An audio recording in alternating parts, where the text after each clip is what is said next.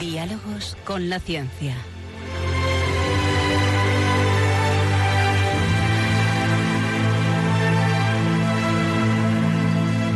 Dirigido por Javier Ángel Ramírez.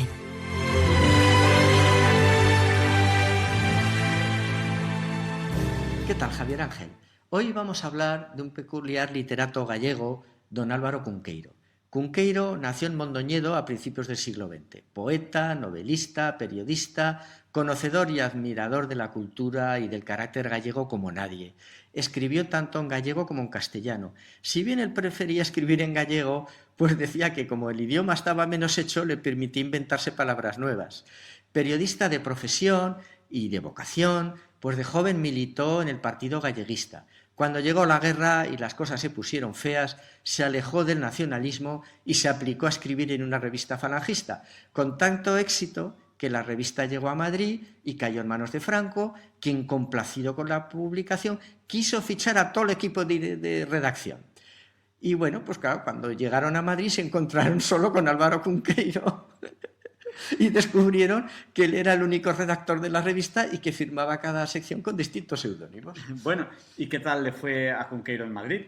Bueno, pues él, vamos a ver, era un vividor, bastante bohemio, pero bueno, mal que bien, pasó en Madrid 5 años, escribía en el ABC, o sea, que le pagaban bien, bueno. Pero en ese tiempo la Embajada de Francia le pidió un artículo, por cierto, muy bien remunerado, para favorecer la imagen de Francia en España. Cunqueiro cobró el magnífico estipendio, pero nunca entregó el escrito. Bueno, hubo una queja diplomática ante el caudillo nada menos, y lo que hicieron fue retirar el carnet de prensa. Bueno, eso en aquella época era gravísimo, pues sin ese carnet de prensa ya no podías escribir en ningún periódico. Claro, o sea, era un castigo atroz. Bueno, a Camilo José Cela también se lo quitaron. Claro, todos estos escritores, los libros no les daban dinero, vivían de escribir en los periódicos, ¿no? Entonces, claro, un escritor sin carnet de periodista pues estaba condenado a la indigencia. Pues además Franco ordenó su inmediata expulsión de la Falange. Este último decreto puso al descubierto el profundo carácter gallego de Cunqueiro, ¿no? Pues cuando fueron a darlo de baja se encontraron que nunca había estado dado de alta. Y la verdad es que, claro, Álvaro Cunqueiro nunca había ni negado ni afirmado su pertenencia a la Falange. Desterrado de la corte y sin ningún real, volvió a su querido Mondoñedo, del que estaba muy orgulloso porque, como él decía, ojo, que Mondoñedo tiene obispo. Y tenía razón, porque de tener obispo, pues la verdad es que no pueden presumir muchas otras poblaciones. Pues es verdad, y es que además, gracias al obispado, pudo subsistir, porque claro, como hemos dicho, no podía escribir en la prensa. Y entonces el obispado le empezó a encargar santorales en publicaciones y almanaques religiosas. Y ahí, bueno, allí ya pudo dar rienda suelta a su fantasía y su gusto por la magia, ¿no?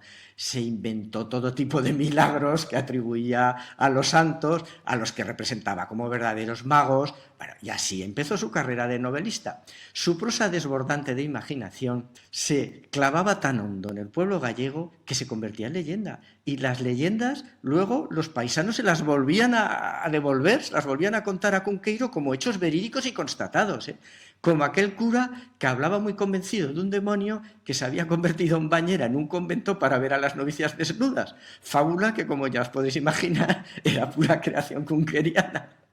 Bueno, ¿y qué tal le fue como novelista? Pues mira, en su momento no fue muy reconocido porque él iba a contracorriente, ¿no? Eran los tiempos de posguerra, muchas carencias económicas, sociales, y claro, ahí se llevaba más la novela social. Pero bueno, cuando más tarde llegó el boom del realismo mágico, donde lo irreal se mezclaba con lo cotidiano, bueno, ya se valoró al gallego en su justa medida, ¿no? Su labor periodística fue colosal, tanto en calidad como en cantidad.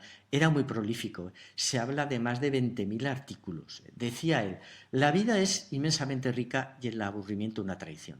Fue un gastrónomo exquisito, escribió mucho de cocinas y de comidas y afirmaba que si conoces el origen de los alimentos y su historia, pues por ejemplo, que si la granada viene de Persia, pues que te sabe mucho mejor.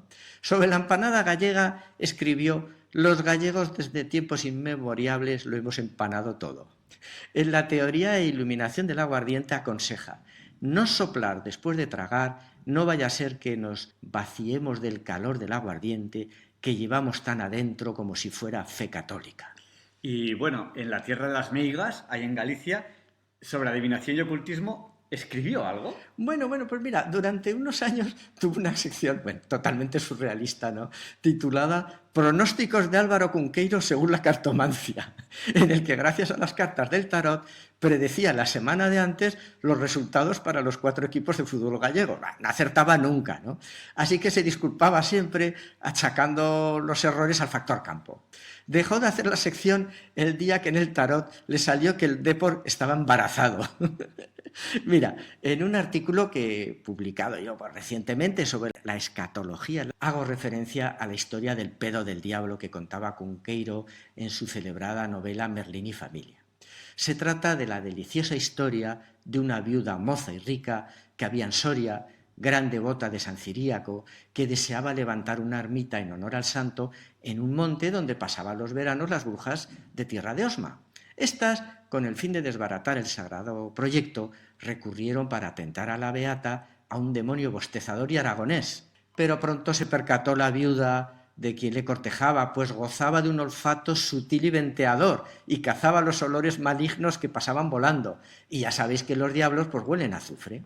No cejaron las aleves brujas en su empeño y para un nuevo asalto recurrieron a Cobillón, diablo de finas maneras, que había estudiado para perfumista en Florencia y que a la sazón se encontraba en París perfumando francesas. Dice Cunqueiro, llegó a Soria Cobillón vestido de 4 puntillas, haciéndose pasar por pariente de los linajes sorianos, dando propinas y limosnas y anunciando que por un casual traía en el bolsillo un pomo con agua destilada de la barba de San Ciríaco. Claro, la viudita cayó irremisiblemente en la trampa, ¿no? Pero todavía amoscada por su anterior y desagradable experiencia con el diablo aragonés, le pidió a Cobillón que como prueba definitiva para sellar su amor, que soltase un viento. Dice Cunqueiro, Cobillón, precavido por sus malas artes de las intenciones de la desconfiada dama, dispuso de todos sus perfumes para no delatarse. Cobillón se hizo de rogar, pero viendo que la viuda seguía llorando y suponiendo él, con su saber de demonio, que el vino aromado que bebiera ya estaría las tripas bajas, juntó fuerzas y soltó un grandisonoro meteoro que el tal tamborileó en sus bragas ceñidas como redoble de parada, y toda aquella cámara se llenó de un dulcísimo aroma de nardo florido, con lo cual la viuda se echó en los brazos del demonio Cobillón, perdiéndose irremisiblemente. ¡Qué maravilla este Cunqueiro!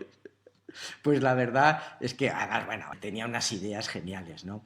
Él, por ejemplo, hablaba de la labor de la pacificación social que hacían las brujas en Galicia. Decía, mira, por ejemplo, un paisano pues riñe con su vecino por un tema de lindes, ¿no? Bueno, pues en vez de poner la escopeta y liarse a perdigonazos con él, que sería lo normal, pues iba la bruja. Y la bruja le decía, ¿te parece que le hagamos un hechizo y que la vaca no se le quede preñada o que no le dé leche? Oye, perfecto, pues venga, vale tanto, el paisano pagaba y se volvía a su casa bien tranquilo. Pues ya se había vengado de su vecino sin que además éste se diera cuenta.